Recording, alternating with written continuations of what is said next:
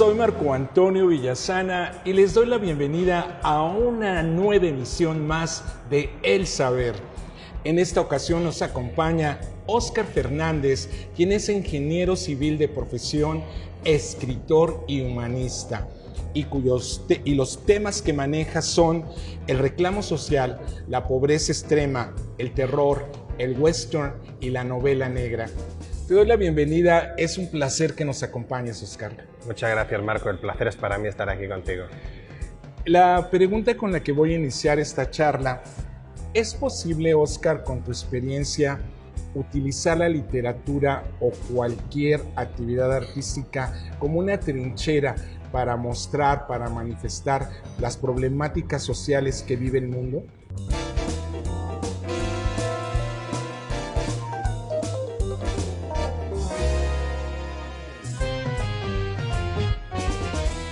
Desde luego, el arte es un vehículo de comunicación, es una manera de darle voz a los marginados, es una manera de llegar a más gente sin lastimarla, sin hacer una manifestación vandálica o muchos tipos de manifestaciones que se utilizan erróneamente en contra de nuestro propio pueblo. Yo creo que la música, la literatura y la pintura deben de llevar un mensaje muy claro a nuestros finales consumidores.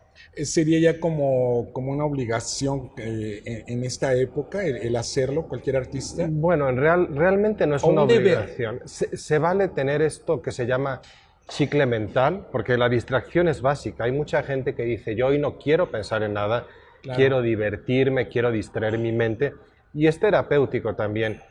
Y esa literatura te puede transportar, pero no te puede hacer sentir. Esa es la diferencia de la literatura que yo busco, una literatura que te haga sentir, que te transporte, que te lleve... ¿Reflexionar también? Incluso, que te lleve a esos lugares, que te ponga a prueba a ti mismo como persona y como lector. Óscar, ¿cómo pasas de una carrera tan matemática, tan precisa como la ingeniería civil, a la literatura o a la escritura? Es difícil de explicar, ni yo lo sabría decir. Yo nunca supe en aquel tiempo que había carreras para escritores o que se podía ser escritor. Mi incursión en las letras fue completamente un accidente, uno de los mejores accidentes que me ha ocurrido en la vida, y yo nunca pensé estar aquí 16 años después diciéndote que este accidente iba a cambiarme la vida e iba a seguir alimentándome el alma, que iba a hacer mi espíritu visible de alguna manera y que me iba a hacer sentir lo que no me hace sentir la ingeniería. De la ingeniería en cierta manera se vive, pero pues siempre hay un escape para las bajas y altas pasiones. Y ahí están las letras. Bueno, en esta aventura que llevas, en esta dedicarte profesionalmente a la escritura también como un placer, me imagino, llevas más de 15 años de hacerlo. Y tu primer libro, Inframundo, fue una experiencia muy fuerte que viviste precisamente en Haití, la que te pudo haber costado la vida, y que también esta experiencia de la que nos vas a platicar ahorita, estoy seguro cambió tu manera de pensar en cuanto al mundo. Bueno, recordar aún las calles de Haití, la oscuridad extrema en la noche sin estrellas y sin luz eléctrica, el no haber agua potable cerca. ¿Qué edad tenías, Óscar? ¿Eres un adolescente o eres un joven ya? 20 y pocos, 21, 22 años cuando estuve por Haití, más o menos. Vi un documental muy fuerte acerca de los zombies, acerca de la pobreza extrema, y ver un documental es algo a veces sobrecogedor, pero vivir dentro del documental, estar dentro del escenario, oliendo la miseria, palpando esa impotencia, ese coraje del olvido del mundo, estar dentro de la pantalla sin poder cambiar el canal y vivir esa desesperación, te hace reflexionar y decir qué frágiles somos y cómo se ha olvidado el mundo de otras personas. La experiencia de Haití, además de haberme costado la vida, yo creo que más que haberme costado la vida, volví a nacer cuando me parió esa frontera hacia República Dominicana con ayuda de las Fuerzas Armadas de República Dominicana. Eso fue algo que se narra en las páginas de este libro del Inframundo, y Es un libro vivencial, no habla de personajes ficticios, sino habla de una experiencia vivencial que tuviste. Sí, perfectamente. Yo cuando quiero hacer ficción me enfoco en la gente que me rodea y O sea que la gente que te rodea podemos convertirnos en tus sí, personajes. definitivamente todos los que están cerca de mí corren peligro. Sí, el inframundo no necesita ficción. Hay cosas reales que superan mucho a la imaginación. La realidad es atroz y bárbara en un lugar como Haití, por ejemplo. Y algo también muy interesante que me platicas de este libro Inframundo, que de alguna manera palpaste lo que únicamente vemos en películas, la cuestión de los zombies, ¿no? Que es algo que a la fecha se sigue dando. Platícanos brevemente de esta también experiencia. Bueno, es muy difícil meterse en la cuestión esotérica o en las cuestiones de espíritus o de magia negra. Se maneja mucho la religión, el vudú. El vudú es una religión que tiene 7000 años y el catolicismo solamente tiene 2000 años. Estamos hablando de una religión muy antigua que viene de Benín, que es una república del occidente de África. La mayoría de los esclavos que trajeron los franceses a la isla provienen de allí.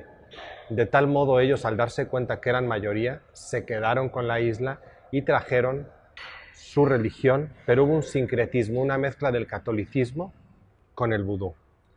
Y algo que me comentas, que a la fecha se sigue dando y es una manera de castigar a gente que ha delinquido o a los asesinos. Tenemos que ir a un breve corte, pero regresando nos hablas de esto.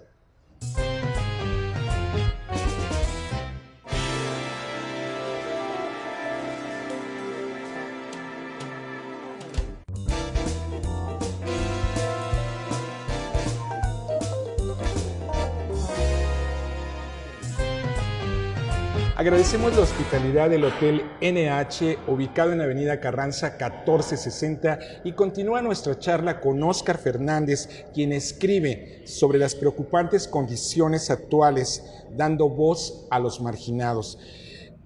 Algo que me parece muy interesante en este libro y lo que tú me platicabas, que es que esto convertir a una persona en zombie, que parece ficción, es una realidad. Y es a través, me decías, de un veneno especial que se les da, o sea, que tiene una mecánica y que estas personas van a ser utilizadas como esclavos para trabajar en los cañaverales, ¿no? Sí, así como bien lo has dicho, la realidad es mucho más fuerte que la ficción. Hollywood y todos estos... ¿Llegaste a ver Sí, zombies? claro, los cementerios abiertos con las tumbas en ataúdes de madera, de pino, abiertos los ataúdes y los clavos muy flojos para que pudieran despertar a la persona que entró en catalepsia. Se supone que sacan un veneno del pez globo que se llama tetrodotoxina mezclado con otras hierbas. No tengo la receta, si no estarían todos tomando nota aquí. Y entonces zombificar a una persona es darle ese veneno, lo cual hace que sus latidos y sus signos vitales se reduzcan a la expresión mínima. Entrando en catalepsia son enterrados porque la sangre circula a una velocidad muy lenta y eso provoca que se pudran las extremidades como pudieran ser manos y piernas. Hay falta de oxigenación al cerebro y eso provoca hipoxias y hace que la gente que entre en catalepsia con ese tipo de narcoléptico quede falta de facultades mentales. Una vez que un bocor despierta a estas personas, los lleva como esclavos al campo de la caña de azúcar. Haití, un país donde la gente en promedio gana $1 al día, se da el lujo de tener esclavos. Esos son los verdaderos zombies y no los de Resident Evil ni los Y de... es algo actual, es algo que algo se sigue dando. está pasando en este momento en que tú y yo estamos hablando aquí. En Haití están sucediendo este tipo de cosas. No hay una ley que lo prohíba porque es legal hacerle este proceso a los delincuentes.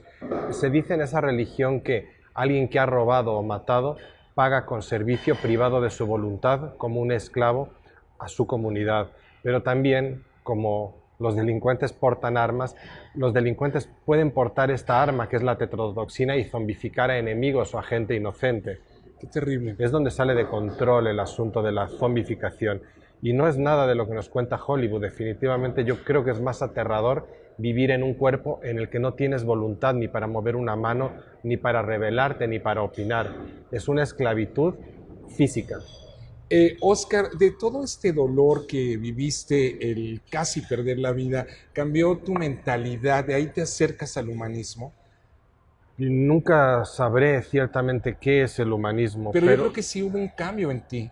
pero sí la deshumanización. Ok. Al ver a un niño en Haití al lado de un puente con la carne pegada a los huesos diciendo tengo mucha hambre, allí vi todos los crímenes del olvido y de la humanidad. Y eso fue lo que me llevó a empezar a escribir y a querer hablar por la voz de ese niño. Ciertamente nunca vamos a saber qué pasó con él, pero el destino de él y de muchos otros es fatídico por nuestro olvido, por nuestra avaricia, por pensar en cosas que no tienen ninguna importancia en días como hoy, que hablamos solo del consumismo sin realmente llevar cosas a quien lo necesita. En mi caso, pues ha sido este vehículo de las letras para que sepan que estos espíritus están visibles y la están pasando muy, muy mal. Pero yo creo que vas más allá de las letras porque según me platicas, estudiaste una maestría en cooperación internacional y eso te ha llevado a ir a lugares, a asistir, a ayudar, a hacer algo, no quedarte nada más en una actitud de oración o de contemplación, sino ir a hacer algo. Hay también una experiencia muy fuerte en tu vida que creo que la narras en otro de tus libros, tu viaje a Palestina. ¿En qué Bueno, libro narras eso? vienen el síndrome del ego y el reino de piedra. Ajá. El síndrome del ego es la trilogía del último libro que estoy sacando con la mujer de Jade junto al príncipe de Mimbre, y el reino de piedra desemboca en un viaje donde ya no tiene sentido la vida, donde uno se quiere ir a morir. ¿Por qué dices que no tiene sentido la vida? ¿Por la guerra, esas cuestiones de carros bomba, de ataques terroristas? Pues el poco valor a los ciudadanos de tercera que no se pueden manifestar. En Palestina tú no tienes un pasaporte para viajar, no tienes derecho a ser reconocido como una persona en ningún lugar, ni a ser refugiado, ni a nada. O sea, la gente de Palestina está en el total olvido. O sea que puedes morir en la calle y no Eres una cifra nada más. De tal modo, pues no tiene sentido ni la vida, ni tiene sentido nada en esas tierras, igual que en Siria. y es algo que se sigue manifestando, es algo que sucede. Es un conflicto milenario. Desde la Biblia puedes encontrar a los cananitas en contra de, de las 12 tribus de Judá, y es el mismo problema de antes de Cristo, que se narra en la Biblia, de Canaán contra Judá. Hoy es Israel-Palestina. Han cambiado de nombres, pero sigue siendo esa guerra de pueblos elegidos, de pueblos no elegidos, de pueblos favorecidos y desfavorecidos. En estos 15 años dedicándote al quehacer de las letras, ¿cuál ha sido la reacción de tus lectores? Hay lectores que se han comunicado contigo, hay lectores que te han dicho tu libro me movió, como a mí el gran retrato, y eres el culpable del insomnio ese día que viví, porque lo acabé en una tarde de que te atrapan, te mueve el libro a continuar leyéndolo. ¿Hay reacciones de lectores? ¿Me podrías platicar alguna de ellas? Sí, claro, hay muchos lectores. Como todo, hay a quien le gusta más y a quien le gusta menos, pero me he encontrado con un público noble, por ejemplo aquí en San Luis Potosí, de que se llevan el libro de Portavoz de la Miseria, que le encanta mucho a las señoras, que son uno de mis públicos consentidos, y me han dicho, ese libro me lo llevo siempre a la cama, siempre estoy contigo, duermo contigo. Yo dije, con razón, sentí que ayer éramos muchos en la cama, ¿no? Pero sí es una alegría que te tengan presente y que te tengan cerca. Y más que nada hacer visible la voz de estas personas, de Leti, por ejemplo, que es una indígena chiapaneca, la cual es un ser, un ángel lleno de mucha luz, pero su historia es trágica, es una filosofía de vida para no quejarnos por tonterías. ¿A ella la llevaste también a tus libros A Leti como personaje? es un personaje real con su nombre y con sus características. Ella me contó su historia y fue uno de mis grandes, grandes libros y grandes éxitos. Y algo también muy importante que comentas y que es otra manera que tenemos actualmente de acercarnos a la literatura es precisamente estos libros a través de internet, y creo que también tus libros se encuentran de esa manera, ¿no? Sí, ahora el libro electrónico nos da una Ajá. apertura para llegar a cualquier parte del mundo. Tenemos traducción al árabe, al francés y al inglés, y podemos llegar a cualquier parte del mundo en segundos gracias a los libros electrónicos. Quiero decir que yo soy fan del libro físico, de tocarlo, de olerlo, porque creo que eso es un lujo. De rayarlo, de Sí, escribirlo. sí, desde luego. Se pueden hacer anotaciones en los libros electrónicos, tienen todas las ventajas, y puedes llevar una biblioteca en tu teléfono. Claro. Pero realmente el libro físico es un goce, es un placer tenerlo en tus manos y sentirlo, verlo y contemplarlo después de leerlo. Eso pasa mucho con el gran cuadro, porque esa portada se reflexiona al acabar la novela, es un éxtasis. Y no se siente lo mismo a lo mejor en un libro electrónico, pero podemos llegar a toda habla hispana, incluso los 60 millones de hispanoparlantes que están en Estados Unidos.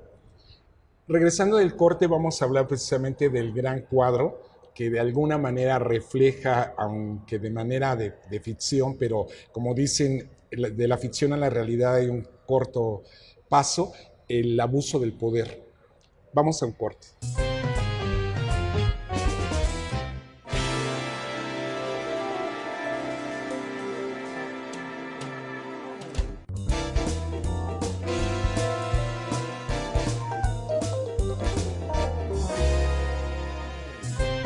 Continúa nuestra charla con Óscar Fernández, que en este libro, El Gran Cuadro, está contemplado dentro de lo que es la novela negra o novela policíaca, donde los protagonistas son seres derrotados y en decadencia en busca de la verdad. Platícanos un poquito en qué te inspiraste para crear El Gran Cuadro. Pues en una cosa de la vida personal. Esto originalmente iba a ser un libro más de reclamo social, donde pobre don Nicolás le han quitado su fuente de ingresos y lo han dejado en la calle y le han pegado un tiro por la espalda y veamos qué desgracia.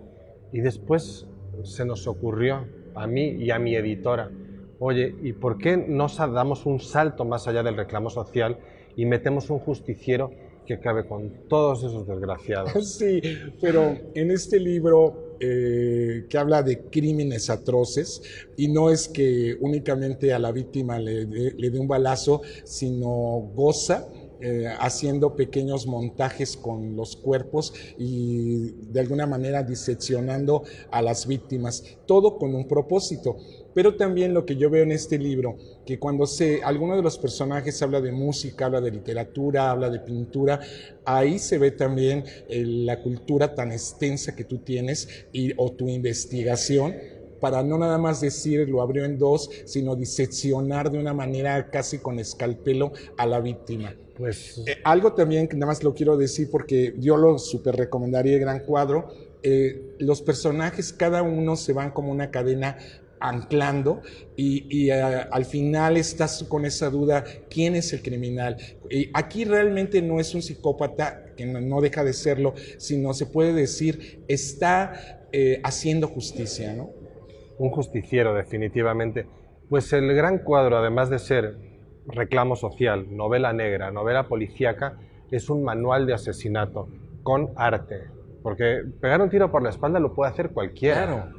Cualquiera sin conocimientos. Hay que tener un conocimiento de anatomía, aprovechar los últimos respiros de la víctima, diseccionarla y hacer un museo al aire libre con lo que es el arte y el Sí, cuerpo. pero hablas los últimos respiros de la víctima y a esa víctima en el libro decirle, hiciste esto, hiciste aquello, abusaste. Ese abuso del poder que también es una realidad y que lo vemos en toda Latinoamérica, ¿no? Que por ocupar un cargo público, por tener ya un cierto poder, te sientes precisamente Dios o te sientes que puedes hacer lo que quieras con la vida de los demás. Pues le demuestras a esta gente que su reinado del terror es limitado, les das una pequeña probadita del infierno, si es que este existe, y es como el cierre en broche de oro de muchos de los tiranos, es como muchos de los tiranos que han abusado de su poder, tener un final de ese tipo. Además, al estar expuesto, todos los demás en el gobierno de ese lugar empiezan a temblar porque saben que ese destino les puede esperar en cualquier momento. Tarde o temprano se va a hacer justicia también los contigo. va a alcanzar este justiciero. Óscar, ¿qué estás ahorita cocinando? Creo que vas a publicar o va a salir ya este libro que se llama La mujer de Jade. Es algo nuevo, casi nunca he hablado de él. Es una mujer que lo deja todo para llegar a la fama y al estrellato en la música. Lo deja todo, quiere decir, cueste lo que cueste, voy a alcanzar el éxito. las drogas, deja su cuerpo, puede ser una guerrera, puede ser una prostituta, o según las creencias que te condicionen, vas a decir qué clase de mujer es. Todo para alcanzar un éxito efímero. Te pone a pensar en, ¿realmente vale la pena dejarlo todo por esto que supongo yo que es mi sueño? Bueno, también ahí entra la reflexión en muchas personas que están en el medio artístico, que están en la política. ¿Vale la pena todo lo que he invertido? Sí, mucha gente no es feliz. Se trata de reflejar esta insatisfacción personal. Te metes tanto en una meta que quieres conseguirla a toda costa y sucede que no era lo que querías, que llegas al final del camino más vacío que cuando empezaste, cargado de todas esas ilusiones. El mismo medio te va vaciando, te va dejando seco. Hace un momento me dio hasta miedo que platicas que de las personas con las que estás en contacto pueden ser tus futuros personajes. ¿Esta mujer de Jade existe? Sí, claro, definitivamente. Y el libro está dedicado a ella y lleva su nombre también. Me gusta ser un poco descarado con eso. Para tener reclamaciones más. ¿Cuánto tardaste en escribir La mujer de Jade? La mujer de Jade la empecé a escribir hace 10 años, la dejé por ahí olvidada porque me estaba dando muchos dolores de cabeza y ahora la volví a sacar del cajón y le dimos forma, y un añito aproximadamente desde la nueva inspiración, por llamarlo de alguna manera. ¿Ha valido la pena estos 15 años dedicado a la literatura? Ha valido la pena porque antes que otra cosa me han salvado la vida, me han hecho hacer estas historias que unas son de mi vida y otras de la vida de otras personas, y yo pensé, mira, si no voy yo al psiquiatra, que vayan los lectores mejor. Oscar, con toda esta vivencia con el humanismo que practicas, aunque me digas que no conoces el humanismo sino la deshumanización, ¿qué consejo le darías a nuestra audiencia televisiva? ¿Qué puedes compartir con nosotros que nos ayude en nuestro crecimiento personal? Bueno, pues lo que le puedo decir a la audiencia, a los lectores, es que no se proyecten, porque cada uno tiene su propia realidad según sus creencias, que no juzguen, que observen y que no crean en la superación personal ni en los éxitos ajenos, porque nadie mejor que nosotros sabemos cuál es nuestro camino. Por más que le demos gusto a las personas, nunca le vamos a terminar de dar gusto a nadie. La vida es corta, se va en un parpadeo, sean felices, lean mucho, proyéctense de una manera en la que tengan el hobby que tengan, puedan dar un mensaje o ayudar a las demás personas, porque cuesta lo mismo hacer las cosas bien y hacer el bien que hacerlas mal, y decirles simplemente que pues siempre podemos descubrir algo de nosotros que ni tan siquiera conocíamos. A mí me pasó con las letras como un accidente. Mi vida ha sido un accidente, eso decía mi padre también, pero bueno, no voy a entrar en detalles. Por accidente nos podemos encontrar, así que no digamos que no, digámosle que sí a todo, dejemos que los accidentes y las circunstancias nos envuelven y dejemos que la vida fluya, que las cosas pasen porque tienen que pasar, porque a veces nos esforzamos porque algo sea como queremos que sea, y aunque nos volvamos locos, no va a ser así. Entonces, como decía John Lennon, la vida es lo que sucede, aunque tú tengas otros planes. Así que a vivir lo que sucede. Muchas gracias, Oscar. Yo quiero terminar con una frase de Jean-Paul Sartre que dice que la única diferencia entre un hombre común y corriente y un escritor es que este último lleva sus sueños al papel. Agradecemos la hospitalidad del Hotel NH, ubicado en Avenida Carranza 1460. Soy Marco Antonio Villasana. Nos vemos en una próxima edición más de El Saber por 9TV.